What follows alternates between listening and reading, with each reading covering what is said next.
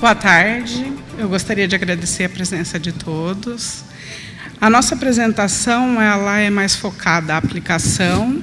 Nós fizemos uma apresentação em inglês, visando que vocês podem disponibilizar elas para as suas matrizes. Hoje a gente vai começar falando um pouquinho sobre o aumento do shelf life de fluidos.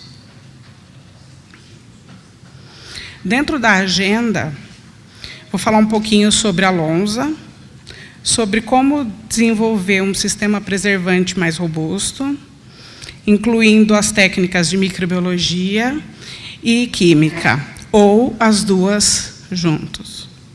Quais são os nossos tipos de biocidas e alguns estudos de caso. A Lonza adquiriu a ART em 2011 e hoje nós passamos a ser a maior indústria de controle microbiológico, com sede em Basel. Nesse slide demonstra todas as unidades. Existem 3 centros de tecnologia dentro da Lonza. Um deles é em Salto. O foco do centro de tecnologia está sempre focado ao cliente, à aplicação, e levar todas as necessidades do mercado para dentro do centro de tecnologia. No centro de tecnologia vai ser desenvolvido o melhor sistema preservante dentro das necessidades e dentro do nosso portfólio. A missão do Centro de Tecnologia é trabalhar diretamente com o cliente, fazer visitas técnicas, recolher as amostras, levar para o laboratório, identificar quais são os tipos de contaminação, seja ela química ou microbiológica, e tentar solucionar o problema da melhor maneira possível dentro de custo e tempo. Temos 2 centros de tecnologia, um em Alpharetta e outro em Visp. Esses 2 centros de tecnologia, eles são focados na inovação de novos produtos. Falando em preservação de metalwork, a Lonza divide o desenvolvimento de um novo preservante, de um novo sistema preservante, em 3 etapas. A primeira etapa é o desenvolvimento, que é feito no laboratório, onde nós recolhemos as amostras e definimos qual é o melhor biocida a ser aplicado. Dentro dessa definição dos melhores biocidas, vai se estudar a toxicologia deles, a estabilidade e o quanto o ativo fica instável na formulação. A segunda etapa é a implementação, que é feita no campo, e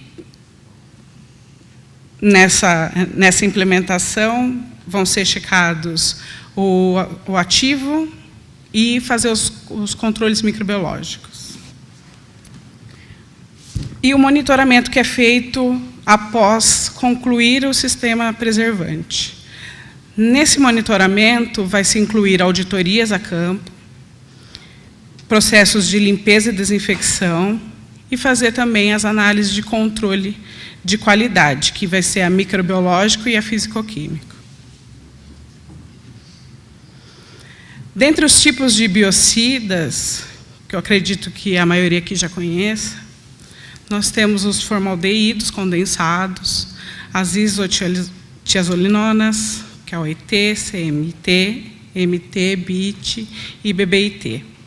O TCMTB, as bromonitrilas, que é o bronopol, glutaraldeído, entre outros. Visando conhecendo esses biocidas, nós sabemos que a toxicologia é um dos pontos chaves para se determinar qual é o tipo de biocida que nós devemos utilizar. E pensando nisso, a gente entende que não existe um biocida que não seja tóxico. e sim dosagens que são letais para os micro-organismos, mas não letais para o operador e para aquela pessoa que vai estar na utilização. Dentro do desenvolvimento, na parte analítica, nós temos uns estudos em que, nos gráficos, ele vai demonstrar que em determinados tipos de fluidos, com determinados tipos de amina, eu posso ter uma resposta diferenciada para cada um deles em condições diferentes, em condições ambientais e de temperatura elevada. A condição ambiental não é sempre a condição de campo. Então, nós temos aqui dois exemplos, um com o BIT e um com o OIT. No exemplo com o BIT, nós temos as 3 amostras. Uma amostra que é o traço vermelho, em que não tem, é o controle, sem adição de biocida. O azul, que é o AMP90, e o azul mais escuro, que é a etanolamina.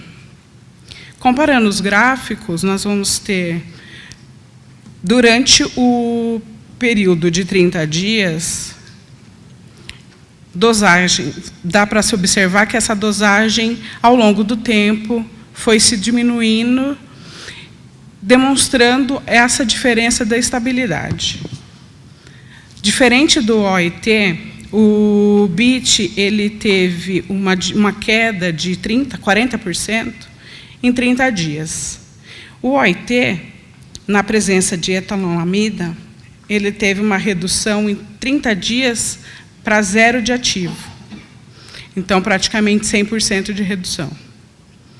A 40 graus, o BIT ele reduz de 1.000 ppm para 0 em 30 dias, mas o OIT ele vai reduzir de 800 para 0 em 3 dias. Isso demonstra que se não é feito um estudo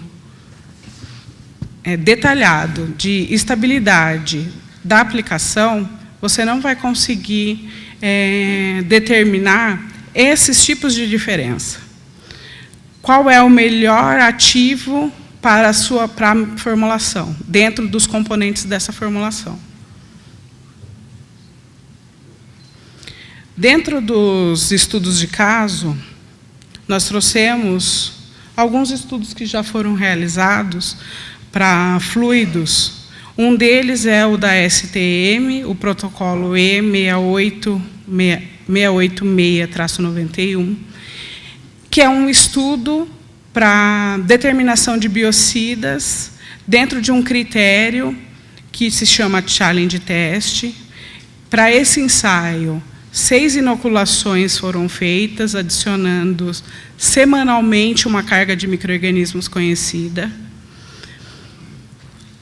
Essa carga de micro-organismo é um mix de inóculo, mais a bactéria Desulfovibrio, que é uma BRS, uma redutora de sulfato. Inicialmente, a inoculação foi com 10% e as demais com 1%. Dentro do critério do ensaio, para dar as condições ambientais, houve aeração de 5 dias, comparadas a cada 2 dias. E inclusão de presença de particulados e testes para comprovar essa recuperação foram feitas com pH e com a técnica de estrias de micro-organismos, que é o DPC. O critério de avaliação nesse teste de laboratório era o seguinte: falha, critério de falha. 2 semanas seguidas com bactérias com um volume, com um número maior do que 5 vezes 10 à sexta. 2 semanas seguidas com fungos com contagem maior do que 200 UFCs. 2 semanas seguidas com controle positivo para bactéria sulfato redutora. E danos visíveis no fluido. Esse slide ele vai mostrar quais foram os resultados durante essas análises. Na primeira coluna, você tem a quantidade de ativo testado, que vai de 0 a 500. Na condição de 0, que seria o controle, sem adição, nós vamos ter toda a evolução do micro-organismo. A partir do terceiro challenge, nós temos uma contagem maior que 10/8. Lembrando que o critério é 2 semanas seguidas com uma contagem superior.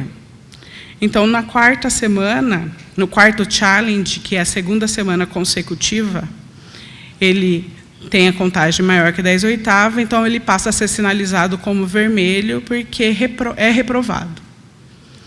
Com 50 ppm, a gente já começa a observar que esse critério passou a se seguir com a quarta inoculação, com maior que 10/8, seguindo com a quinta semana de challenge e a sexta reprovando o teste. Nas concentrações acima, a partir de 100 ppm, nós tivemos todas as inoculações como aprovadas, dentro do critério de reprovação, não atendendo ao critério de reprovação. O mesmo para 200, 300 e 400 e 500 ppm. Esses resultados são para a bactéria. Nos resultados para fungo, tanto a primeira inoculação quanto a segunda inoculação, a primeira inoculação, todas as amostras passaram. No segundo, para a dosagem de 0, que é o controle, e 50 ppm, já houve crescimento fora do padrão. O mesmo para o terceiro até o sexto challenge. Então, para essas dosagens, o ensaio é reprovado. 100 ppm a 500 ppm, todas as amostras foram aprovadas nessas concentrações. Para o ensaio de pH, o mesmo foi feito com o mesmo fluido tratado com cada um dos ativos, e o critério aqui era que esses ativos ficassem na faixa entre 8 a 9,4. Pelo que demonstra o gráfico, nenhuma das amostras ficou fora do critério de aprovação. Então, para esse critério, todas passam. Qual é a conclusão deste ensaio? O Proxel demonstrou grande estabilidade no fluido. Para se manter a preservação nesse sistema, era necessário 300 ppm, entre 100 e 300 ppm, mas o cliente estabeleceu que 300 ppm seria o ideal e aquilo que ele gostaria de manter dentro do sistema dele. Esse valor passou para o challenge, para a bactéria anaeróbica, que era a desulfovibrio, passou para fungo, mas lembrando que para fungo, 100 ppm já foi satisfatório. E para a bactéria anaeróbia também. O teste em laboratório é diferente do teste a campo por vários fatores. Existem fatores em que o laboratório não consegue simular. Entre eles, a formulação do fluido, a temperatura local, o ambiente, diferentes micro-organismos que podem entrar no sistema durante todo o tratamento, e a contaminação por outros óleos, entre outros fatores. Nesse teste comparativo, a gente tem um competidor, um biocida competidor, e o que mostra esse gráfico. O estabelecido nos critérios anteriores era manter 300 ppm, de 300 a 100 ppm. Aqui mostra o seguinte, que diariamente, que é o traço em amarelo, o biocida foi adicionado todos os dias. Mas mesmo adicionando todos os dias, o biocida não se manteve dentro do critério de 100 a 350. Chegando em alguns pontos, como o dia 36, o 36º dia, chegou até a zerar.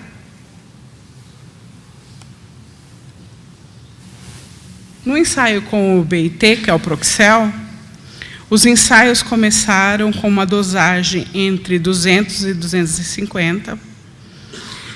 Houve um intervalo de 22 dias para se fazer uma nova dosagem, porque na determinação de ativo ele estava dentro do critério, que seria 100 a 300.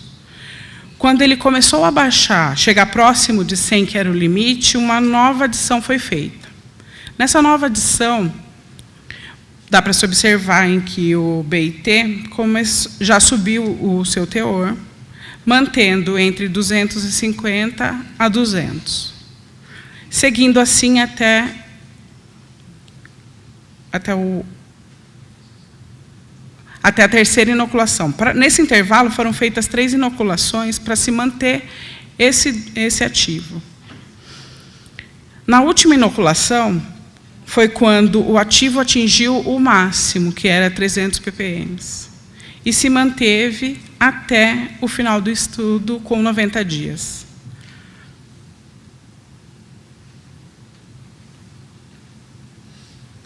Os comentários.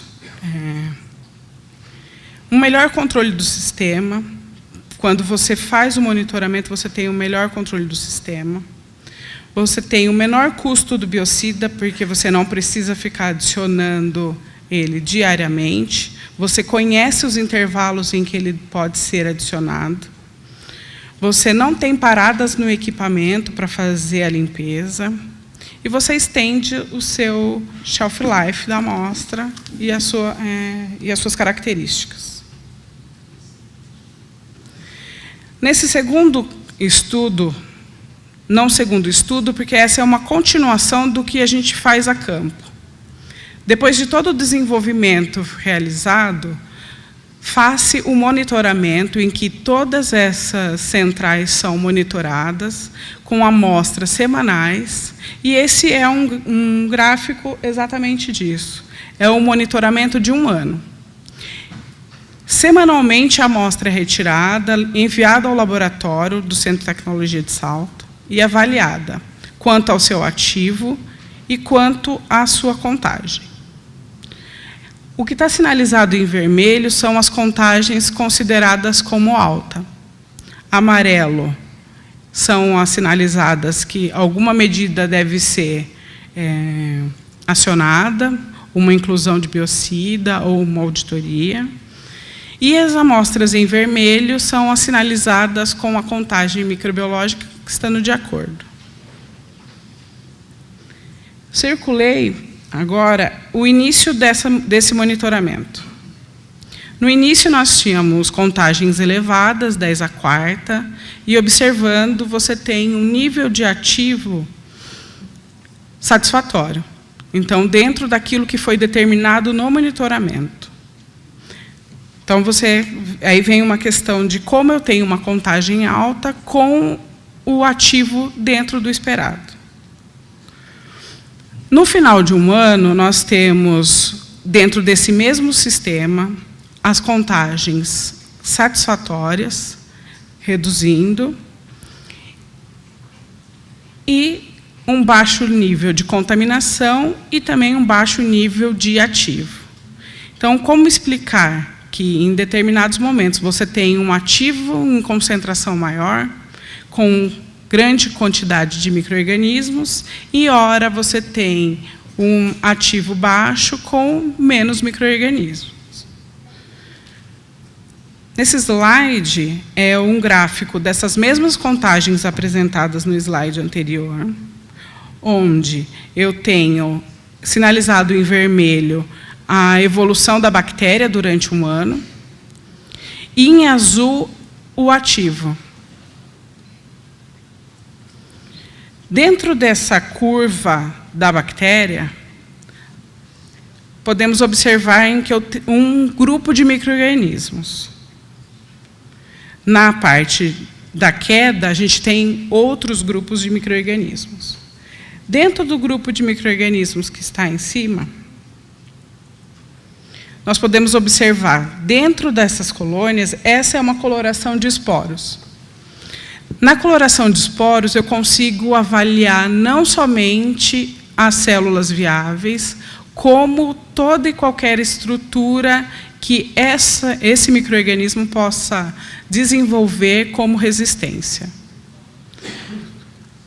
As bactérias desenvolvem vários tipos de resistência, como o biofilme, e, nesse caso, os esporos.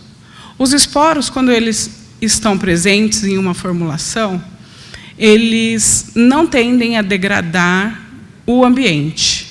Eles não tendem a degradar esse ambiente exatamente pelo fato de que, nesse estágio, eles não estão consumindo nenhum nutriente. O esporo, ele é uma maneira que a bactéria reconhece para se proteger por estar num ambiente hostil. Então, ela vai encapsular, ela forma uma nova membrana dentro daquela célula, que é a célula-mãe, e deixa ela lá em estado latente. Quando se faz as contagens, nós tiramos esse micro-organismo que estava numa condição conhecida e os estressamos. Ao estressá-los, a gente faz com que esses esporos se germinem, e é por isso que nós conseguimos pegar as contagens no monitoramento.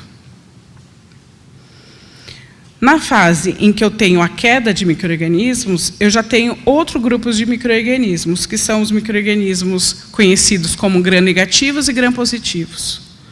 Os gram-negativos são os vermelhos, e os gram-positivos são os corados nessa foto em azul. Essa é uma técnica de coloração de gram. Se eu fizer uma coloração de gram nessas amostras que eu mencionei acima, eu não consigo enxergar essas estruturas e não consigo entender essa contagem. No próximo slide, também maneiras de como entender os resultados que eu acabei de apresentar. Esses kits são kits de coleta no campo. Então, essa é uma amostragem em que eu tenho diferentes contagens para o mesmo tipo de amostra. O primeiro é a amostra tal qual. Ao se fazer uma diluição de 1 para 10, eu já consigo observar em que essas colônias ficam diferentes. O mesmo quando se faz uma diluição para 1 para 100 e uma diluição para 1 para 100 em temperatura ambiente. Então, eu tenho na terceira foto a condição em que eu consigo enxergar as colônias separadamente, e a outra que deveria dar os mesmos resultados com colônias mais fracas. Isso demonstra em que as condições de armazenamento não foram as ideais para você ter um resultado coerente. Dentro também do entendimento de como se entender os resultados diferentes que nós temos no laboratório, uma delas é verificar qual é a metodologia que você está utilizando. No primeiro slide, eu tenho a amostra, em que ela é uma técnica em que você estria a amostra sobre a placa, e nessas você não consegue enxergar a contagem microbiológica. A placa de baixo é outra técnica em que você inocula uma alça estéreo e faz uma estria sobre o meio de cultura. Então, você consegue enxergar que a mesma amostra que antes não tinha dado contagem, numa outra técnica tem crescimento. Durante o monitoramento também, e dentro dessa pesquisa de qual é a melhor metodologia a ser seguida, nós temos 3 placas de pseudomonas aeruginosa. As pseudomonas são as grandes responsáveis pelo biofilme. Na primeira placa, eu tenho ela num meio que chama TSA, e ela foi incubada em temperatura ambiente. O mesmo inóculo foi plaqueado em outra placa e foi incubada a 30 graus. E vocês conseguem observar o crescimento, que é diferente da primeira placa. A terceira, ela foi incubada a 37 graus. A única variável nessas 3 fotos é a temperatura. Qual a melhor temperatura de incubação se você seguir a metodologia? É 37 graus. Então, você vê que, mesmo que você tenha a mesma amostra e que ela seja feita com o mesmo meio de cultura, com o mesmo analista, se não se seguir todos os critérios para se desenvolver o micro-organismo da melhor maneira possível, você vai ter diferenças de contagem. Então, por isso a importância de se seguir os protocolos e também de entender qual é o tipo de amostra e se essa amostra, se a metodologia a ser seguida é a apropriada para esse tipo de produto. Então, dentro do desenvolvimento, e com o que eu tentei trazer aqui para vocês, era o seguinte: não é só trabalhar com microbiologia e se obter os resultados, não é só trabalhar com a parte química, não é só trabalhar com a parte da aplicação. Se essas 3 áreas não trabalharem juntas para entender qual é o problema, você não tem um resultado satisfatório. Então, quando as 3 estão combinadas, você tem um maior shelf life do produto, você tem um preço menor de preservação e você tem um ganho de produtividade.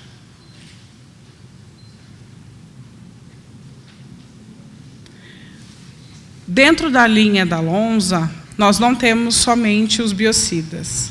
Nós vamos ter os surfactantes, nós vamos ter os inibidores de corrosão, nós vamos ter entre outras coisas. Aqui no portfólio, eu estou passando quais são os biocidas indicados para Metalwork, que são o Proxel, a linha Proxel, a linha Triadine e a linha Reputem. Os fungicidas, que é Sódio-Madine, Omadine, PBC, o Dencil, e a linha que é antimicrobiana e fungicida. Reputem, Sódio-Madine e os Triadines. Dentro desses slides, eu coloquei um pouquinho das demais linhas, que são essas que eu acabei de citar. Surfactantes, emulsionantes e os inibidores de corrosão. Nós vamos estar no stand, caso alguém tenha alguma dúvida ou queira entender melhor sobre a parte de preservação, só aparecer lá que a gente tira as dúvidas. Cleide, muito obrigada, então, a gente agradece.